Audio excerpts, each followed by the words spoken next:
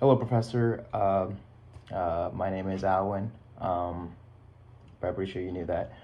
I'm actually here presenting my project and my religious movement known as Akram Vignan Movement. I chose this project mainly because I'm from India, and although I'm not Hindu. Um,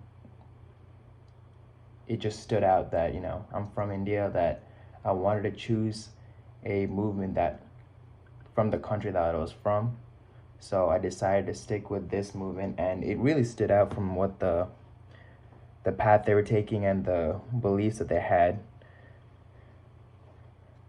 So basically, I'm just gonna start off with a basic background of the movement, the beliefs, who was founded by, and the rest of the information. At the end, I will present my creative project. So basically, the Akram Vignan project was founded uh, by Dada Bhagwan in Gujarat, India around 1960. His real name was Ambal Muljibai Patel, and he was the first one to experience self-realization.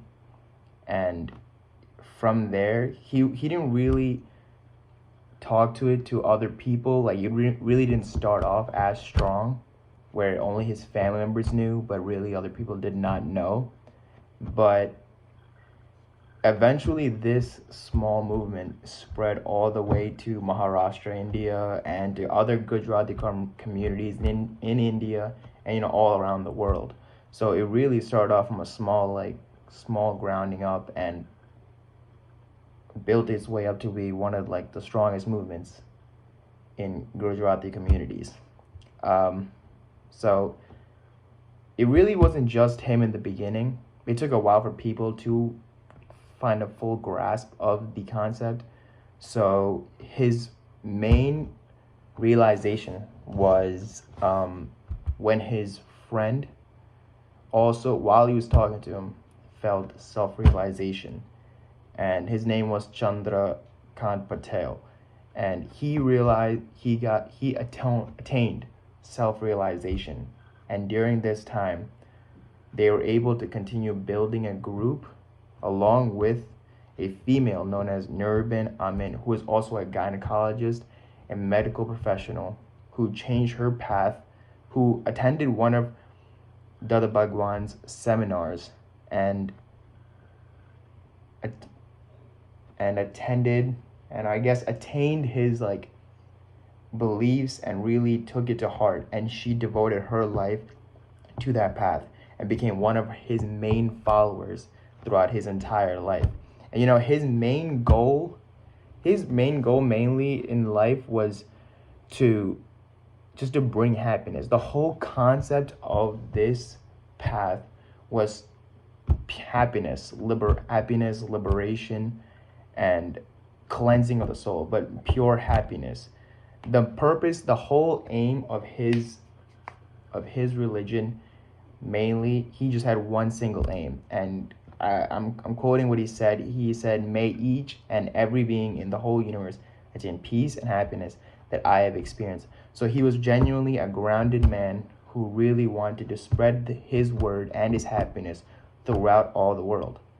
So the principal doctrine of this religious movement is basically known as Gnan Bhakti, which is basically surrendering to Simhandar Swami, which is a god per se, or is a spiritual teacher, is a Jain spiritual teacher who lives in the mythical land of Mahaveda in Jain cosmology. And it was meant for people to basically surrender themselves to him and to Dada Bhagwan, which is his mediator, as in the religious movement, for the knowledge of salvation. Because as we know, in Hindu religion, there is the concept of moksha, and moksha is basically where you as a one person have different lifetimes, and as you die, it is your responsibility to carry out your due diligence and duty to carry out goodness and heart good things throughout your life to carry on to the next lifetime, to be broken out of the cycle of birth and rebirth. I don't know if I worded that wrong, but that's the whole concept. And from there, when you have attained the full concept, it's like a ladder step. Take a full concept, you go through each lifetimes, and as more good you do, you attain the top. That's moksha. That is where you attain full liberation of rebirth and birth. And basically, this religion focuses on the path that you take to moksha, and it's a step-by-step guide for to help you attain that. And basically, it's how do I say this? How do I say this? Okay, so throughout the whole thing, they basically have certain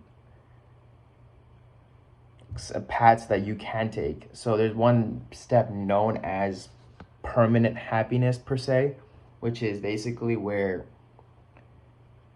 you do not happen to know that you're sending that form of energy, that form of happiness outside. It does not require any form of effort.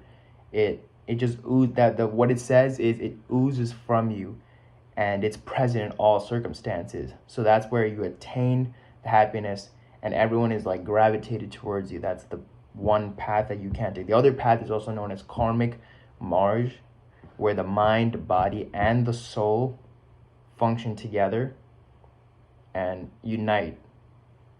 So from these steps, it's all like, regular, like mind, body, and soul. You keep your mind clean, you keep your body clean, you keep your soul clean. Meditation, prayer, doing good, basic steps to gaining to moksha. So the main other thing is they also considered this form of this religious movement as a form of a science, to where it's saying that like it's kind of like how science is always like a step by step. They're saying this is a stepless science, where it's saying like, in order to gain pristine harmony in human life, it's important to emphasize that we as people are not just human beings, that we are also spiritual beings, where we have to keep our physical bodies, our spiritual bodies in cleanliness in our own world. So this is where the whole moksha concept comes in, where we have to keep ourselves clean and to attain to do good and carry on to the next lifetime. So basically, that was basically the whole background of the whole movement. So my project, I kind of took a propaganda pathway. So I did a poster, you'd say, and apologize, it does not have any color, but this might be backwards, but it says here, join Akram Vignan, and it says the direct path to the light. And it basically shows just a man meditating, self-realization, moksha, happiness, right? And this picture just shows donating to the people, doing good throughout your life, donating. Obviously, you have daily meditation, prayer, and then the last one, I'm pretty sure I don't know if you can see that. Last one is just the basic life cycle, the rebirth, basically, to get out of that moksha. So it's obviously passing on, birth, passing on, rebirth. And that's the whole poster. And I wanted to just take a whole propaganda side to basically inform people that this movement really is a path that you can take to cleanse your soul. Not even that. It's just this movement where you can feel closer to the community and feel that there are people there to help you. Even if you do not believe in the religion, their concepts, their beliefs, their standings, it's all grounded, and it's all meant out with open arms for anyone to join and to help their soul and their body in check. That's basically the whole point of movement. But that has been my project, and yeah, I want to thank you, Professor, for giving me the opportunity to talk, and I will see you later.